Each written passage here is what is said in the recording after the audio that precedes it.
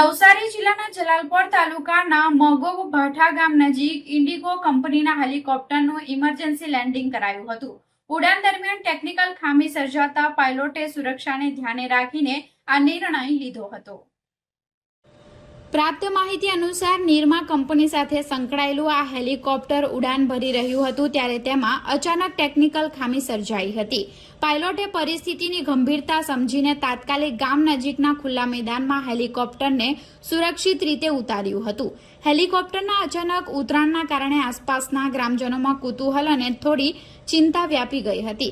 ઘટનાની જાણ થતાં જ મરોલી પોલીસ સ્ટેશનના અધિકારીઓ તાત્કાલિક સ્થળ પર પહોંચ્યા હતા અને સુરક્ષા વ્યવસ્થા ગોઠવી હતી। પ્રાથમિક તપાસમાં કોઈ જાનહાનિ કે ઈજાના સમાચાર નથી, જેનાથી સ્થાનિક લોકોએ રાહત અનુભવી હતી। હાલ ટેકનિકલ નિષ્ણાતોની ટીમ દ્વારા હેલિકોપ્ટરમાં સર્જાયેલી ખામીના ચોક્કસ કારણની તપાસ ચાલી રહી છે।